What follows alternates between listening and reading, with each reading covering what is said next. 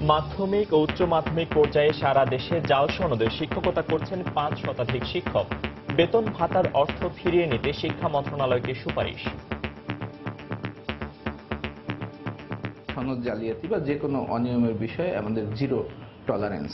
৫৩০-এর অধিক আমরা চিহ্নিত করেছি এবং সুপারিশ মন্ত্রণালয় প্রেরণ করেছি। অনুসন্ধানে নেমেছে দুর্নীতি দমন কমিশনও। অভিযোগ প্রমাণিত হলে দায়ীদের বিরুদ্ধে মামলা করা হবে।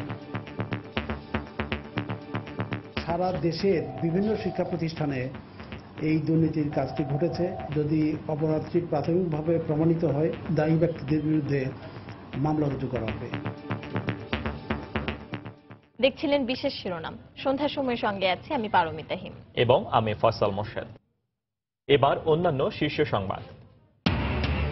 বনানীতে শিক্ষার্থী ধর্ষণ ঘটনার অন্যতম আসামি নাইম আশরাফ 7 দিনের রিমান্ডে। স্বীকারোক্তিমূলক জবানবন্দি দিয়েছে সাফাত ও সাদমান।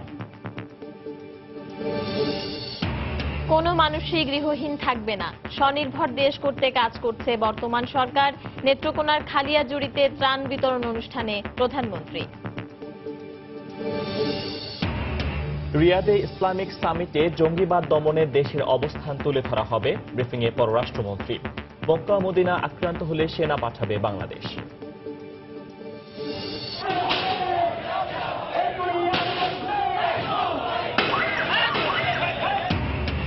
রাজধানীর শাহবাগে ছাত্র ফ্রন্ট ও ডিপ্লোমা মেডিকেল শিক্ষার্থীদের সঙ্গে পুলিশের সংঘর্ষ। 2 পুলিশ সহ আহত 12। বেশ কয়েকটি গাড়ি ভাঙচুর।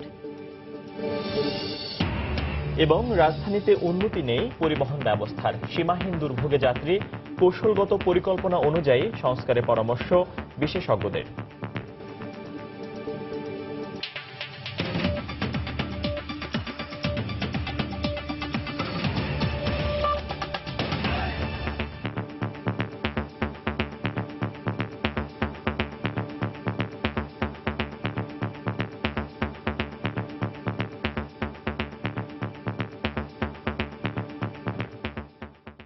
বনানীতে 2 শিক্ষার্থী ধর্ষণ মামলার অন্যতম আসামি নাইম আশরাফকে 7 দিনের রিমান্ড দিয়েছেন আদালত। বিকেলে পুলিশের করা 10 দিনের রিমান্ড আবেদনের পরিপ্রেক্ষিতে এ আদেশ দেন বিচারক। এদিকে আদালতে স্বীকারোক্তিমূলক জবানবন্দি দিয়েছে অন্য 2 আসামি সাফাত ও সাদমান। বৃহস্পতিবার বিকেল 2টার দিকে কড়া নিরাপত্তার মধ্য দিয়ে আদালতে নেওয়া হয় বনানীর ধর্ষণ মামলার অন্যতম আসামি নাইম আশরাফকে। মামলার 11 দিনের মাথায় মুন্সিগঞ্জের লৌহজং থেকে তাকে গ্রেফতার করে পুলিশ। তাকে জিজ্ঞাসাবাদের জন্য 10 দিনের রিমান্ড চেয়ে ঢাকার মেট্রোপলিটন ম্যাজিস্ট্রেট আদালতে তোলেন পুলিশ। এ সময় বাদী ও বিবাদী উভয় পক্ষের শুনানি নিয়ে আসামি নাইমকে 7 দিনের রিমান্ডে দেন বিচারক মাসুদ জামান। নাইম আশরাফকে 10 দিনের পুলিশ রিমান্ড চেয়ে আদালতে পাঠানো হয়েছে এবং উভয় পক্ষ শুনে তার 7 দিনের পুলিশ রিমান্ড মঞ্জুর করেছে। এবং এই নাইম আশরাফের বিরুদ্ধে সুনির্দিষ্ট অভিযোগ আছে যে এই মামলার যে ভিকটিম সাদিয়া, তাকে সে ধর্ষণ করেছে। তবে আসামি পক্ষের আইনজীবী জানান নাইমকে ভিত্তিহীন অভিযোগে ফাঁসানো হয়েছে। এজাহারকারী কোথাও বলেনি যে নাইম আশরাফ তাকে ধর্ষণ করছে। অযথা এই আসামিদেরকে গ্রেপ্তার করে এইদেরকে রিমান্ডে নিয়ে বিভিন্নভাবে টর্চার করে এদের স্বীকারোক্তি আদায়ের জন্য এই ব্যবস্থা। এখন পর্যন্ত কোনো প্রকার মেডিকেল রিপোর্ট আসেনি। গত 28 মার্চ বনানীর একটি হোটেলে বিশ্ববিদ্যালয়ের 2 শিক্ষার্থীকে ধর্ষণের অভিযোগ ওঠে। ঘটনার 40 দিন পর মামলা দায়ের করা হয় বনানী থানায়। মামলার প্রধান 2 আসামি সাদমান ও সাফাতকে গ্রেফতার করা হলেও পলাতক ছিল অন্যতম আসামি নাইম আশরাফ। অবশেষে গতরাতে মুন্সিগঞ্জ থেকে গ্রেফতার হয় ধর্ষণ মামলার এই আসামিও। এ বিষয়ে সকালে ডিএমপির মিডিয়া সেন্টারে সংবাদ সম্মেলনে হাজির হন অতিরিক্ত কমিশনার মনিরুল ইসলাম। তিনি সাংবাদিকদের জানান, প্রাথমিক জিজ্ঞাসাবাদে নাইম আশরাফ ধর্ষণের ঘটনার সত্যতা স্বীকার করেছে। নাইম আশরাফ গতকাল ধরা পড়ার পর গভীর রাতে তাকে নিয়ে আসা হয়েছে। তো প্রাথমিক জিজ্ঞাসাবাদে ঘটনার সত্যতা সে স্বীকার করেছে, তবে তাকে জিজ্ঞাসাবাদ অব্যাহত আছে।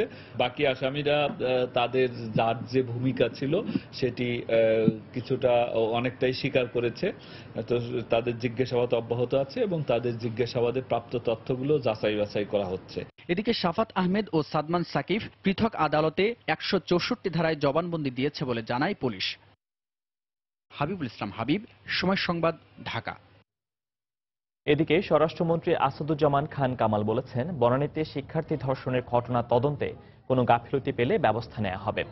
সকালে রাজধানীর মহাখালীতে উইমেন্স ট্রেড পয়েন্ট সেন্টারের উদ্বোধনী অনুষ্ঠানে তিনি একথা বলেন। ঘটনার সঙ্গে রেইনট্রি হোটেলের সম্পৃক্ততা পেলে তাদেরকেও বিচারের আওতায় আনা হবে বলেও জানান তিনি। তদন্ত অনুযায়ী যার নাম চলে আসবে, যার গাফিলতি থাকবে, যার এখানে অবস্থান ভিন্নতর থাকবে, যারা সহযোগিতা করছে বলে প্রমাণিত হবে, তার অবশ্যই আইন অনুযায়ী ব্যবস্থা। হোটেলের যদি কোনো গাফিলতি থাকে তার জন্য আইনত ব্যবস্থা হবে। আপন জুয়েলার্সের কোনো প্রতিনিধি না আসায় সিলগালা করা রাজধানীর 5টি শোরুমের সামনে কয়েক ঘন্টা অপেক্ষা করে ফিরে গেছে শুল্ক গোয়েন্দারা। মালিকদের আবেদনের পরিপ্রেক্ষিতে আজ শোরুমগুলো খুলে কাগজপত্র নেওয়ার কথা ছিল আপন জুয়েলার্স কর্তৃপক্ষের। দুপুর 2টায় রাজধানীর Mouchak, Shimanto square, Uttara, Gulshan DCC market ও গুলশান অ্যাভিনিউয়ের মোট 5টি শোরুমে শুল্ক গোয়েন্দাদের আলাদা টিম উপস্থিত হন। প্রতিটি দলই 2 থেকে 3 ঘন্টা অপেক্ষা করলেও এই সময়ের মধ্যে আপন জুয়েলার্সের কেউই কোনো শাখায় উপস্থিত হননি। এমনকি কাস্টমস কর্তৃপক্ষের পক্ষ থেকে প্রতিটি শাখার প্রধানদের সঙ্গে যোগাযোগ করলেও কেউ না আসায় দীর্ঘ অপেক্ষার পর এক পর্যায়ে চলে যেতে বাধ্য হয় কাস্টমস গোয়েন্দারা।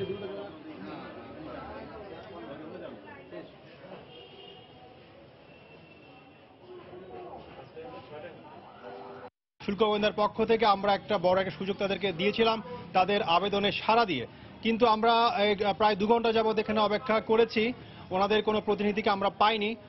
তো এখন আমরা আইনানুগভাবে যেই প্রক্রিয়া আছে সেই প্রক্রিয়ার মাধ্যমে আমরা এটার সমাধান করব। দেশবাসীর উন্নয়নে যে কোনো ত্যাগ স্বীকারের দৃঢ় অঙ্গীকার ব্যক্ত করে প্রধানমন্ত্রী বলেছেন, নতুন ফসল খড়ে না ওঠা পর্যন্ত হাওর এলাকায় খাদ্য ও ত্রাণ সহায়তা অব্যাহত থাকবে। নেত্রকোনার খালিয়াজুড়িতে আজ বন্যা দুর্গতদের মাঝে ত্রাণ বিতরণ করে একথা বলেন তিনি। হাওরের ভেতরে থাকা নদী ও খাল খনন এবং বেড়িবাঁধ নির্মাণে সংশ্লিষ্ট সব মন্ত্রণালয়কে একসঙ্গে কাজ করার আহ্বানও জানান তিনি। হারুন রশিদের ক্যামেরায় বিস্তারিত জানাচ্ছেন দেবাশিস রায়। গেল মার্চের শেষ সপ্তাহ থেকে অবিরাম বর্ষণের সৃষ্ট অকাল বন্যায় বোরো ফসল ডুবিতে নিঃস্ব কৃষকদের হাহাকার আর আহাজারির জনপদ নেত্রকোনার খালিয়াজুড়িতে এই প্রথম পা রাখলেন বঙ্গবন্ধু কন্যা ও প্রধানমন্ত্রী শেখ হাসিনা। তাকে স্বাগত জানায় হাওরবাসী। উপজেলার কলেজ মাঠে তখন বন্যায় সর্বস্ব হারানো কৃষকদের অপেক্ষা প্রধানমন্ত্রীর ত্রাণ গ্রহণের। ত্রাণ বিতরণ কার্যক্রমের অংশ হিসেবে প্রধানমন্ত্রী স্থানীয়দের হাতে নগদ অর্থ ও খাদ্যশস্য বিতরণ করেন। এর আগে দুর্গত কৃষকদের উদ্দেশ্যে বক্তব্য দেন শেখ হাসিনা। বলেন, হাওরের বন্যা প্রাকৃতিক নিয়মে ঘটলেও ক্ষতি কমিয়ে আনতে পর্যাপ্ত ব্যবস্থা নিচ্ছে সরকার। জানান, কৃষি ঋণ সহ খাদ্য সংকটেও সরকার দুর্গতদের পাশে থাকবে। কৃষি ঋণ যারা নিয়েছেন তা আদায় বন্ধ থাকবে যতক্ষণ পর্যন্ত না পরবর্তী ফসল না ওঠে, এবং কৃষি ঋণের যে সুদ, সেই সুদের টাকাটা আমরা সম্পূর্ণ মাফ করে দিয়েছি। তাছাড়া কৃষি ঋণ আবার যাতে নিতে পারে, অর্থাৎ অর্ধেক টাকার জন্য কৃষি ঋণ নিতে পারে, সেই ব্যবস্থাটাও আমরা করে দিয়েছি। বিএনপির দুঃশাসন নির্যাতনের কথা তুলে ধরে প্রধানমন্ত্রী তা বিবেচনার দাবি রেখে আগামী নির্বাচনেও নৌকায় ভোট দেওয়ার আহ্বান জানান। বিএনপি জামাত জোট ক্ষমতায় এসেছিল, আওয়ামী লীগকে চিরতরে শেষ করে দেবে, দেশের মানুষকে নিঃস্ব করে ছাড়বে, শুধু নিজেরা সম্পদের মালিক হবে, দেশে বিদেশে টাকা পাচার করবে, এটাই ছিল তাদের কাজ। আমি সর্বদা যে কোনো ত্যাগ স্বীকারে প্রস্তুত, এই ওয়াদাই আমি দিয়ে গেলাম। যদি প্রয়োজন হয় বাবার মতো বুকে রক্ত দিয়ে আপনাদের অধিকার প্রতিষ্ঠা করব। আপনাদের দোয়া চাই, এবং আগামীতে যখন নির্বাচন হবে আপনারা নৌকায় ভোট দিয়ে আওয়ামী লীগকে জয়যুক্ত করবেন, যে আপনাদের সেবা করে যেতে পারি। এবারের অকাল বন্যায় খালিয়াজুড়ির প্রায় 20,000-এরও বেশি হেক্টর জমির ধান তলিয়ে গেছে।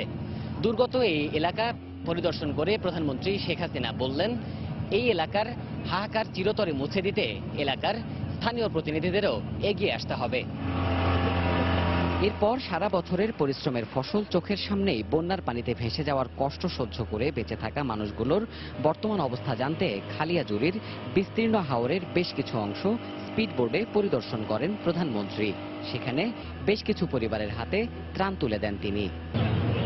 দেবাশিস রায়, সময় সংবাদ, খালিয়াজুড়ি, নেত্রকোনা। আগামী 20 মে রিয়াদে হতে যাওয়া আরব ইসলামিক আমেরিকান সামিটে প্রধানমন্ত্রী শেখ হাসিনা সন্ত্রাস ও জঙ্গিবাদ দমনে বাংলাদেশের অবস্থান তুলে ধরবেন। দুপুরে পররাষ্ট্র মন্ত্রণালয়ে প্রধানমন্ত্রীর সৌদি সফরের বিষয়ে সংবাদ সম্মেলনে পররাষ্ট্রমন্ত্রী AH মাহমুদ আলী একথা বলেন। তিনি বলেন, মক্কা মদিনা আক্রান্ত হলে সৌদি আরবকে সহায়তায় সেনা পাঠাবে বাংলাদেশ। প্রধানমন্ত্রী শেখ হাসিনা এই সম্মেলনে সন্ত্রাসবাদ ও উগ্র জঙ্গিবাদের বিরুদ্ধে বাংলাদেশের সুদৃঢ় অবস্থান এবং সন্ত্রাস দমনে বাংলাদেশের সাম্প্রতিক সাফল্য তুলে ধরে বক্তব্য রাখবেন বলে আশা করা যায়। পাশাপাশি তিনি এই বিষয়ে আন্তর্জাতিক অঙ্গনে যৌথভাবে করণীয় বিভিন্ন প্রস্তাবনা পেশ করতে পারেন। যদি মক্কা মদিনা কখনো তাদের প্রতি কোনো হুমকি আসে, তাহলে আমরা সেখানে যদি আমাদের সাহায্য চান, সৌদি আরব যদি চায়, তাহলে আমরা অবশ্যই সেখানে সৈন্য পাঠাবো।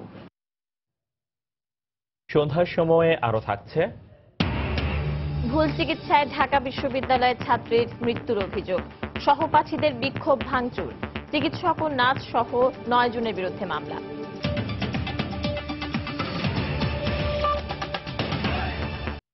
মাধ্যমিক ও উচ্চ মাধ্যমিক পর্যায়ে সারা দেশের 5 শতাধিক শিক্ষক জাল সনদে শিক্ষকতা করছেন দীর্ঘদিন ধরে। এমন তথ্য উঠে এসেছে শিক্ষা মন্ত্রণালয়ের পরিদর্শন ও নিরীক্ষা অধিদপ্তরের তদন্তে। তাদের গ্রহণ করা বেতন ভাতার সমপরিমাণ অর্থ ফিরিয়ে নিতে শিক্ষা মন্ত্রণালয়কে সুপারিশ করেছে অধিদপ্তর।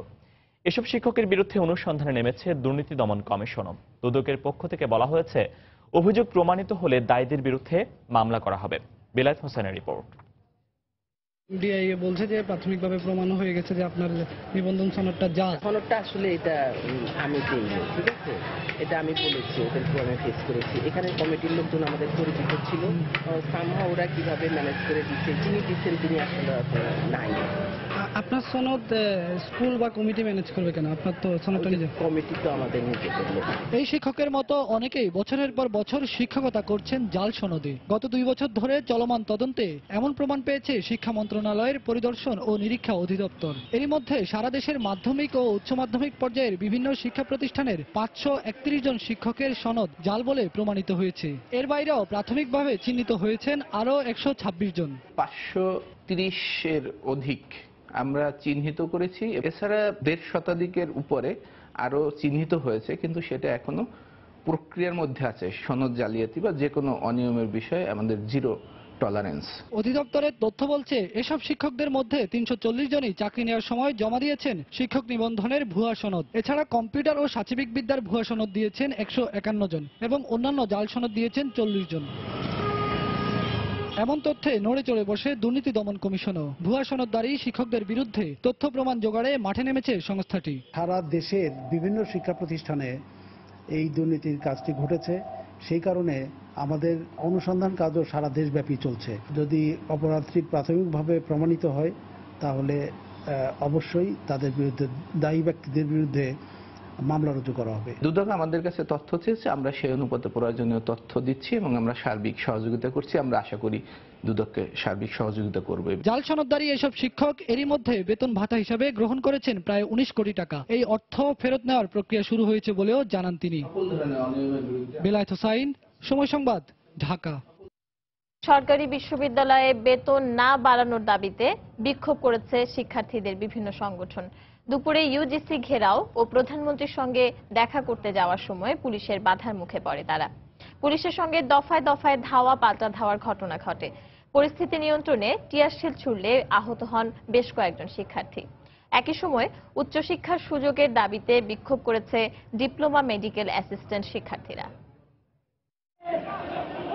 পাবলিক বিশ্ববিদ্যালয়ের শিক্ষার্থীদের বেতন বাড়ানোর বিষয়ে অর্থমন্ত্রীর দেয়া বক্তব্যের প্রেক্ষিতে বৃহস্পতিবার সকালে ঢাকা বিশ্ববিদ্যালয়ে সমাবেশ ও মিছিল করে ছাত্রফ্রন্ট। মিছিল নিয়ে ইউজিসি ঘেরাও করতে যাওয়ার পথে শাহবাগ পার হলে বাধা দেয় পুলিশ। এ সময় পুলিশ টিয়ারশেল নিক্ষেপ করে, ঘটে ধাওয়া পাল্টা ধাওয়ার ঘটনা। আটক করা হয় বেশ কয়েকজন শিক্ষার্থীকে। আমাদের ইউজিসি ঘেরাও কর্মসূচি ছিল। ইউজিসির যে 20 বছর মেয়াদী কৌশলপত্র, অর্থমন্ত্রীর যে 5 গুণ ফি বৃদ্ধির ঘোষণা, তার বিরুদ্ধে আজকে আমাদের কর্মসূচি ছিল। পুলিশ আমাদের শান্তিপূর্ণ মিছিলে হামলা করে। আমরা শান্তিপূর্ণভাবেই ইউজিসি পর্যন্ত গিয়ে আমরা স্মারকলিপি পেশ করে সেখান থেকে আসতাম। সুনির্দিষ্ট দুটো দাবি ছিল, এক, ইউজিসি যে 20 বছর কসরপত্র সেটা বাতিল করা, এবং অর্থমন্ত্রী যে 5 গুণ বেতন ঘোষণা দিয়েছেন সেটা অবিলম্বে বাতিল করা। এদিকে 4 দাবিতে বঙ্গবন্ধু ডিপ্লোমা মেডিকেল স্টুডেন্ট অ্যাসোসিয়েশনের শিক্ষার্থীরা মিছিল নিয়ে প্রধানমন্ত্রীর সঙ্গে দেখা করতে যাওয়ার সময় শাহবাগে পুলিশের সঙ্গে সংঘর্ষ হয়। দুপুর থেকে বিকেল পর্যন্ত বেশ কয়েক দফা ধাওয়া পাল্টা ধাওয়ার ঘটনা ঘটে। ছাত্রদের ছত্রভঙ্গ করতে জলকামান ব্যবহার করে পুলিশ। আমাদের পড়াশোনার মান যদি উন্নয়ন করা হয়, আমাদের যারা ডিপ্লোমা চিকিৎসক তাদেরকে যদি ওই কমিউনিটি ক্লিনিকগুলোতে পদায়ন করা হয়, তাহলে এই যে আপামা যে 80% জনগণ যারা গ্রামে থাকে তাদের চিকিৎসা সেবা নিশ্চিত করা হবে। সেই 73-78 সনে 5 ইয়ার্স প্ল্যানিং এ বঙ্গবন্ধু সুস্পষ্ট করে বলে গেছে যে এদের উচ্চশিক্ষা কি হবে, এদের পদমর্যাদা কি হবে, এরা ম্যাথ থেকে পাশ করার পরে যে চাকরিতে যাবে সেই চাকরি থেকে এদের পদমর্যাদা কিভাবে বাড়বে, এটি সব 41 বছর পেরিয়ে গেলেও এখন পর্যন্ত পঞ্চম বার্ষিকীর কোনো বাস্তবায়ন আমরা আমাদের এই ডিপার্টমেন্টে লক্ষ্য করি নাই। পুলিশ জানায় শাহবাগে বেশ কয়েকটি হাসপাতাল ও গুরুত্বপূর্ণ সংযোগ সড়ক থাকায় ছাত্রদের সরিয়ে দিতে বাধ্য হয় পুলিশ। শাহবাগ থেকে একটু এগোলেই ভিআইপি রোডে কোনো ধরনের মিছিল মিটিং অ্যালাউ করা হয় না। তো যারা ভিআইপি রোডে অ্যাডভান্স হতে চেয়েছে, শাহবাগ মোড়ে আসতেছে, আমরা তাদেরকে প্রথমে নিবৃত্ত করার চেষ্টা করছি, কথা শোনেনি, রেসপন্স করছি, যার প্রেক্ষিতে আমরা আমাদের ব্যবস্থা নিতে বাধ্য হয়েছি। বিকেলে এক সংবাদ সম্মেলনে ডিপ্লোমা মেডিকেল স্টুডেন্ট অ্যাসোসিয়েশনের শিক্ষার্থীরা শহীদ মিনারে আবারও অবস্থান ধর্মঘটে যাওয়ার ঘোষণা দিয়েছে। সেলিয়া সুলতানা, সময় সংবাদ, ঢাকা। জিয়া চ্যারিটেবল ট্রাস্ট দুর্নীতি মামলায় বিএনপির চেয়ারপারসন বেগম খালেদা জিয়ার আত্মপক্ষ সমর্থন করে আংশিক জবানবন্দি গ্রহণের পরবর্তী তারিখ 1 জুন নির্ধারণ করেছেন আদালত। সকালে বকশীবাজারের অস্থায়ী বিশেষ জজ আদালতের বিচারক আবু আহমেদ জমাদার পরবর্তী এদিন নির্ধারণ করেন। আজকের এই শুনানির মধ্য দিয়ে আবু আহমেদ জমাদারের এই আদালতের বিচার কার্যক্রম পরিচালনার শেষ দিন ছিল। পরবর্তীতে এই মামলার কার্যক্রম পরিচালনা করবেন ঢাকার পঞ্চম বিশেষ জজ ডক্টর মোহাম্মদ আখতারুজ্জামান। স্বাস্থ্যগত কারণে আজ আদালতে বেগম জিয়া আসতে পারেননি বলে আদালতকে জানান তার আইনজীবীরা। মানবতা বিরোধী অপরাধের অভিযোগে বিএনপির সাবেক সংসদ সদস্য আব্দুল মোমিন তালুকদার ওরফে খোকার বিরুদ্ধে গ্রেপ্তারি পরোয়ানা জারি করেছে আন্তর্জাতিক অপরাধ ট্রাইব্যুনাল। রাষ্ট্রপক্ষের আবেদনের শুনানি শেষে বিচারপতি মোহাম্মদ শাহিনুর ইসলামের নেতৃত্বাধীন 2 সদস্যের ট্রাইব্যুনাল এ আদেশ দেন। রাষ্ট্রপক্ষে শুনানি করেন প্রসিকিউটর সুলতান মাহমুদ সিমন। 2016 সালে জানুয়ারি থেকে মামলাটি তদন্ত করেন ট্রাইব্যুনালের তদন্ত কর্মকর্তা JM আলতাফুর রহমান। অভিযুক্ত আব্দুল মোমিন তালুকদার বগুড়ার 3 আসন থেকে নির্বাচিত বিএনপি দলীয় সংসদ সদস্য ছিলেন।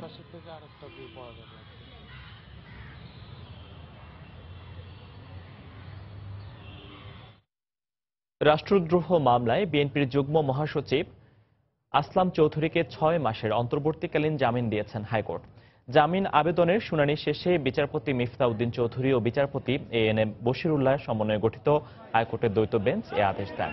গত বছরের 15 মে আসলাম চৌধুরীকে গ্রেফতার করা হয়। ইসরায়েলের ক্ষমতাসীন দলের এক নেতার সঙ্গে বৈঠকে সরকার উৎখাতের ষড়যন্ত্রের অভিযোগে ওই বছরের 26 মে তার বিরুদ্ধে রাষ্ট্রদ্রোহ মামলা করে পুলিশ। পরে তাকে এ মামলায় গ্রেফতার দেখানো হয়।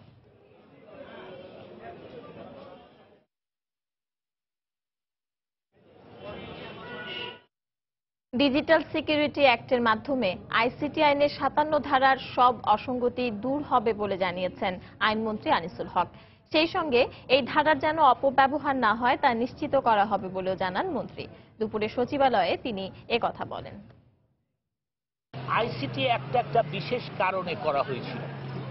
এখন আমরা সার্বিক দিক পর্যালোচনা করে দেখেছি যে ডিজিটাল সিকিউরিটি অ্যাক্ট বলে একটা আইনের দেশে প্রয়োজন। 57 ধারার যে মিসগিভিংসগুলি ছিল সেইগুলি দূর করে নতুন আইনটার মধ্যে একটা নতুন ধারা সংযোজন করা হবে, যেখানে বাক স্বাধীনতা হরণ করে সেই ব্যাপারে যেন কোনো কারো মনে দ্বিধাদ্বন্দ্ব না থাকে, সেইভাবে পরিষ্কার করে এই ধারাটা এই আইনে সংযোজন করা হবে। এটা আইন মন্ত্রণালয়ের যে লেজিসলেটিভ ডিভিশন সেইখানে আছে। এটার একটা রূপ দেওয়ার পরে এটা আবার মন্ত্রী পরিষদে পাঠাতে হবে। সন্ধ্যার সময়ে আরো থাকছে সুনামগঞ্জে জমি নিয়ে বিরোধের জেরে দুপক্ষের সংঘর্ষ, ধাওয়া পাল্টা ধাওয়া, নিহত 2, আহত 14 জন ওসমানী মেডিকেলে ভর্তি, আটক 7।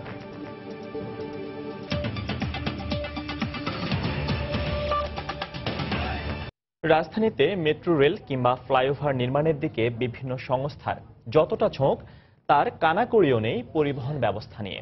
অথচ মেট্রো রেল বাস্তবায়িত হলেও ভবিষ্যতে যাত্রী পরিবহনের মূল চাহিদা মেটাতে হবে বাস সার্ভিসকেই।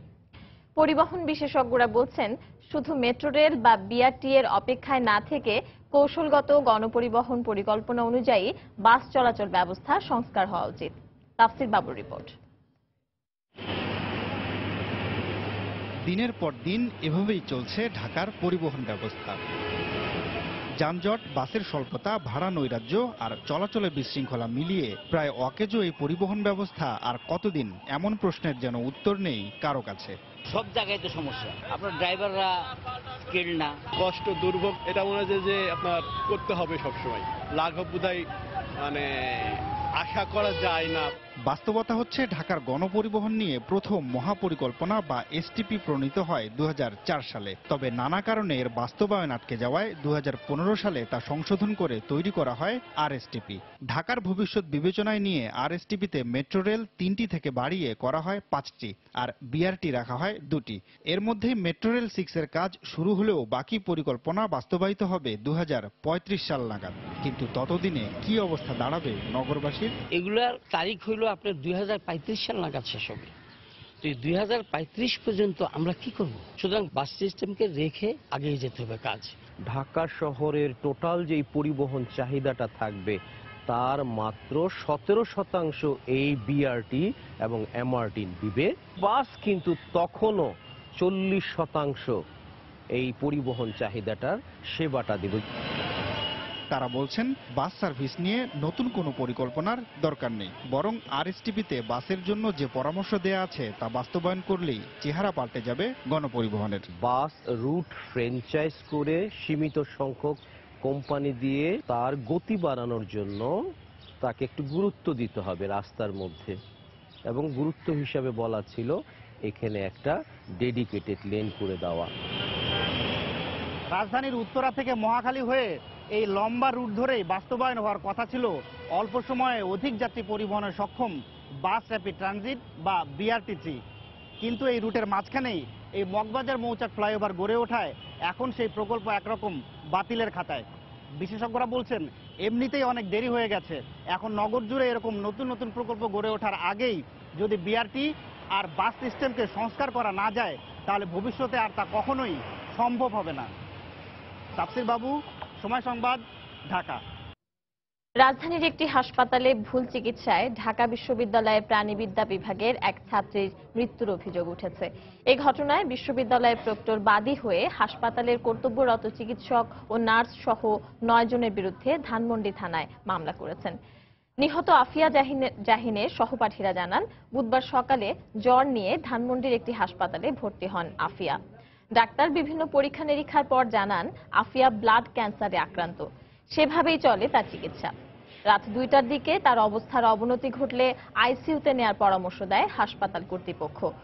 ভোর 4টায় আইসিইউতে নেওয়া হলে সেখানকার কর্তব্যরত চিকিৎসক জানান সে ডেঙ্গু জ্বরে আক্রান্ত। পরে আজ সকালে মারা যান আফিয়া। ঘটনা জানাজানি হওয়ার পর হাসপাতালের সামনে বিক্ষোভ ও ভাঙচুর করে তার সহপাঠীরা। এদিকে ভুল চিকিৎসার বিষয়টি অস্বীকার করে হাসপাতাল কর্তৃপক্ষ।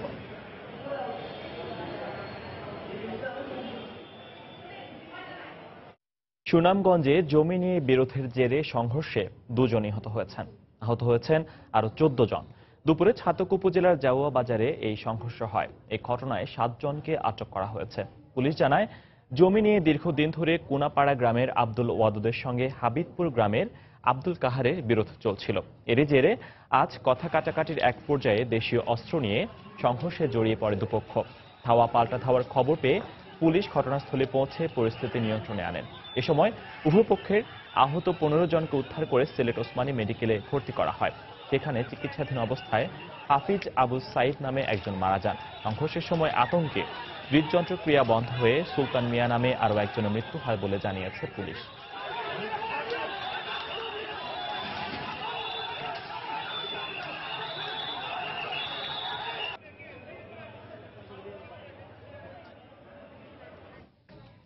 বাগেরহাটের চিতলমারীতে উত্ত্যক্ত করার দায়ে সাজাপ্রাপ্ত আসামি কারাগার থেকে বেরিয়ে কুপিয়ে আহত করেছে এক কলেজ ছাত্রীর বাবাকে। গুরুতর অবস্থায় তাকে উদ্ধার করে খুলনা মেডিকেল কলেজ হাসপাতালে ভর্তি করা হয়েছে। এ ঘটনায় জড়িত বখাটেকে গ্রেপ্তারে অভিযান চলছে বলে জানিয়েছে পুলিশ। বিস্তারিত দেখুন ডেস্ক রিপোর্টে। গত 17 এপ্রিল কলেজ ছাত্রীকে উত্ত্যক্ত করার অভিযোগে বাগেরহাটের চিতলমারী উপজেলার মাইজোড়া গ্রামের মুজিবুর শেখকে 3 মাসের বিনাশ্রম কারাদণ্ড দেন ভ্রাম্যমাণ আদালত। 3 দিন আগে কারাগার থেকে জামিনে মুক্তি পায় সে। এরপর বৃহস্পতিবার সকালে কলেজ ছাত্রীর বাবাকে কুপিয়ে আহত করে বখাটে মুজিবুর শেখ ও তার সহযোগীরা। তাকে উদ্ধার করে স্থানীয় স্বাস্থ্য কমপ্লেক্সে ভর্তি করা হয়। অবস্থা গুরুতর হওয়ায় তাকে খুলনা মেডিকেলে পাঠায় চিকিৎসক। মুজিবুর কোপ দেয়, হাত দিয়ে ঠেকালি, তারপরে আর একজন আছে অকিস্টিক বাড়ি দিয়ে আমার মা যায় আর জোড়ায় বাড়ি দিয়েছে। আর তারপরে ওই এরা হুমায়ুন আতুর দিয়ে পিটাইছে। উচ্চ লেভেলের যারা আছে আমরা তাকে কেন বিশেষ এরম যেন কের বাপ মা হয়রানি না ছেলে মেয়ে স্কুল কলেজে পড়ানোর জন্য। আমার বাড়ি ওই ঘটনার দৃষ্টান্তমূলক সাজা চাই প্রধানমন্ত্রীর কাছে।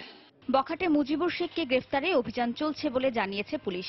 আসামি গ্রেফতারের ব্যাপারেও ইতিমধ্যে টিম পাঠিয়েছি। প্রকৃত যে দোষী এর যে পরিমাণ সাজা হওয়া দরকার সেই সাজা নিশ্চিত করার জন্য আমরা কাজ করব এবং তাকে গ্রেফতারপূর্বক আদালতে সোপর্দ করব।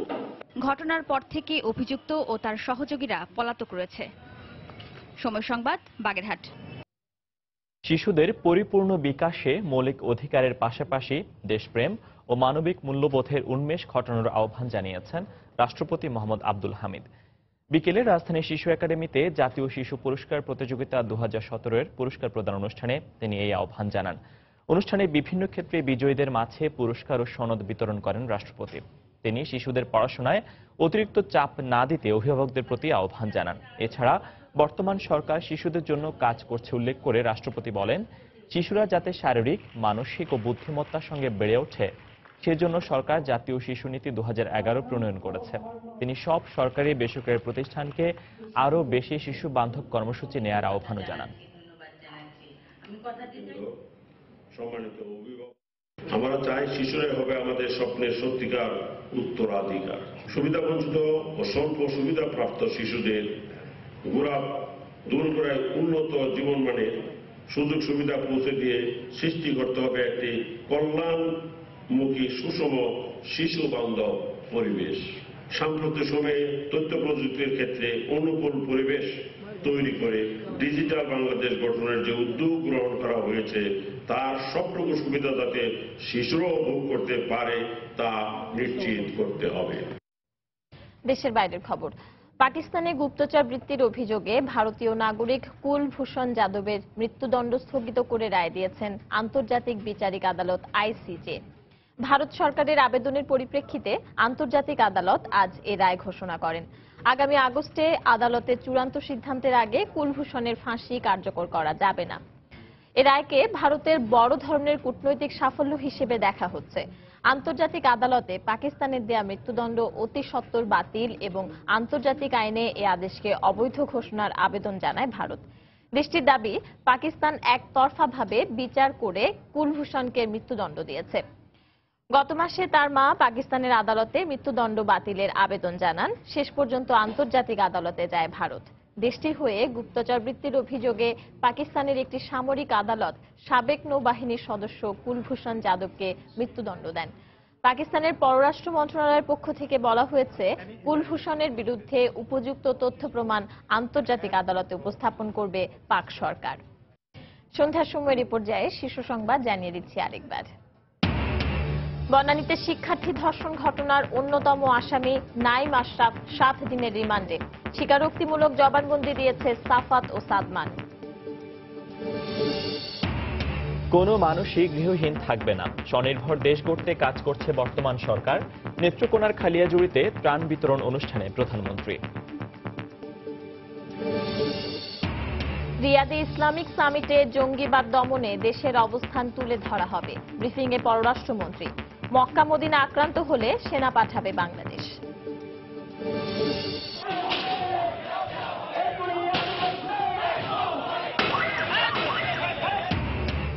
রাজধানীর শাহবাগে ছাত্র ফ্রন্ট ও ডিপ্লোমা মেডিকেল শিক্ষার্থীদের সঙ্গে পুলিশের সংঘর্ষ।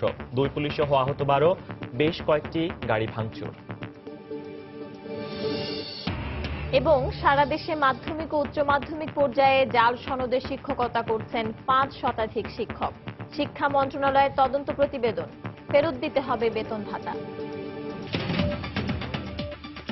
এই ছিল সন্ধ্যার সময়। যে কোনো খবর পেতে ভিজিট করুন সময় নিউজ.টিভি। আর সঙ্গে থাকুন সময়।